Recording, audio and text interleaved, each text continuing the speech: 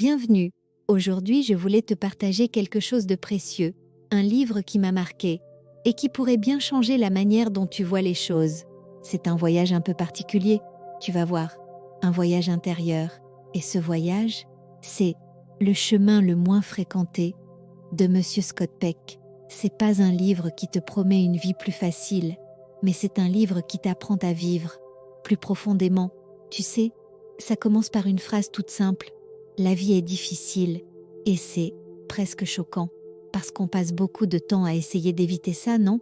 Vite, faire en sorte que tout roule, éviter ce qui fait mal, repousser ce qu'on ne comprend pas.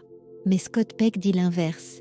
Il dit que c'est en acceptant la difficulté qu'on commence à guérir, à grandir, quand tu cesses de fuir les problèmes et que tu les regardes en face avec honnêteté, tu changes vraiment. Et tu vois, ce changement, il passe par une chose, la discipline. Alors, pas la discipline rigide, militaire, pas les règles imposées par les autres, mais une discipline personnelle, ancrée, qui te soutient quand ça devient flou, quand tu traverses des moments difficiles. Scott Peck parle de 4 piliers, tu vas reconnaître certains. D'abord, retarder la gratification, c'est refuser la récompense immédiate pour construire quelque chose de plus durable. Par exemple, terminer ce que tu dois faire avant d'aller scroller ou regarder une série. C'est tout bête, mais tellement puissant. Ensuite, prendre la responsabilité.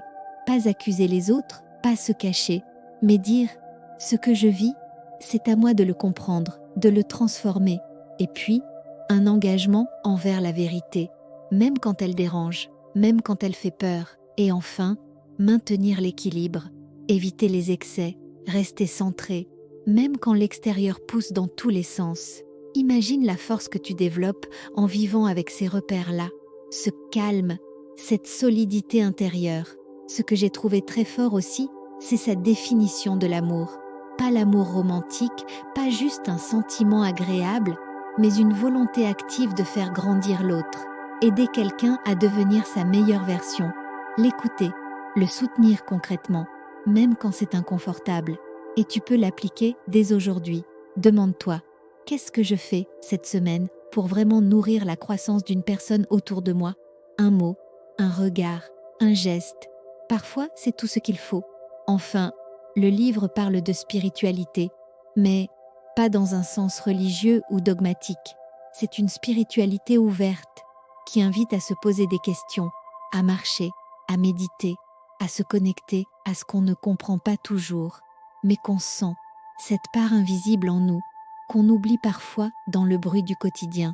Tu peux l'explorer à ta manière, une marche en forêt, un silence dans la journée, une page d'écriture honnête le soir. C'est souvent à cet endroit, dans le calme, que tout se remet un peu à sa place. Voilà, le chemin le moins fréquenté, c'est pas une promesse de bonheur facile, mais c'est une promesse de profondeur. Et si tu veux avancer toi aussi, sur ce chemin parfois solitaire, mais profondément vivant, alors ce livre pourra t'accompagner. Si ce que je t'ai partagé résonne en toi, n'hésite pas à t'abonner, à laisser un petit like et à activer la cloche si tu as envie qu'on continue à avancer ensemble, doucement, mais sincèrement. À très bientôt.